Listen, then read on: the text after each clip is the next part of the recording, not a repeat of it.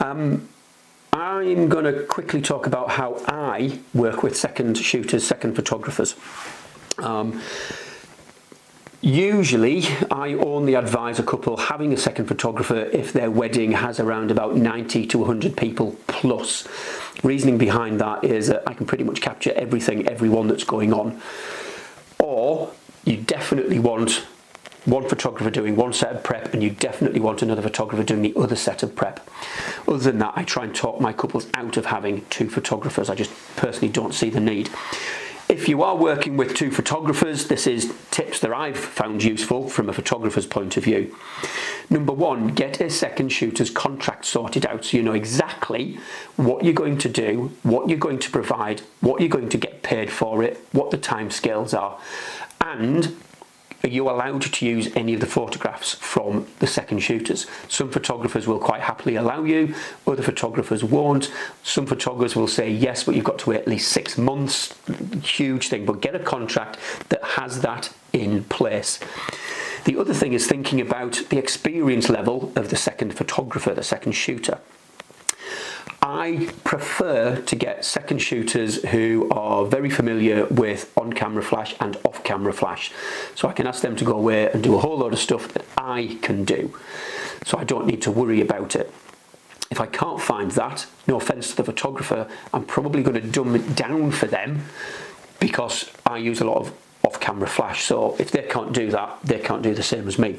So while I take the couple away, perhaps I might ask the second photographer to photograph all of the details in the room where we're going to have the wedding breakfast. I might ask the second photographer to do all of my random candid photographs. So during the speeches, I'll concentrate on the people doing the speeches. My second photographer will shoot the people around the room having a good time, laughing, drinking, toasting.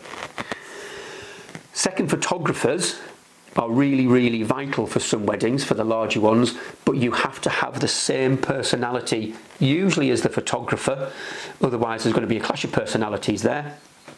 And as a photographer, principal photographer, and as a principal photographer, I want to make sure that the second photographer's personality matches my couple's personality. Again, if not, there's going to be a few issues going on around there. So it's not just a matter of this is my work, do you like it? I do a little bit of an interview to make sure I like them, therefore my couples will like them. This is a little bit different that I do, that many other principal photographers seem to do differently. I don't care what camera brand or system that my second shooters use.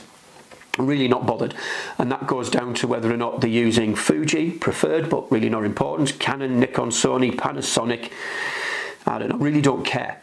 I'm really not bothered about whether or not they prefer prime lenses or zoom lenses. As long as the photograph has got the emotion that was intended, I don't care what the background is like and how blurred it is. Because nearly 20 years of experience has taught me that my couples and most photographers really don't know the difference between f2.8, f2 or f1.8. No idea.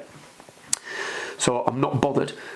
You shoot in RAW, I can adjust your white balance, I can adjust the tone of the photos using Lightroom so it looks like my Fuji photos. Simple as that. And to be honest, with the advent of tools like Aftershoot, the AI editing tool, no point in worrying about what camera brands or lenses that you use. So there's just a few things about me working with second photographers. If you're interested, drop me a line. I'll put you on a database. If we get on, great, but please don't take it to heart if we don't.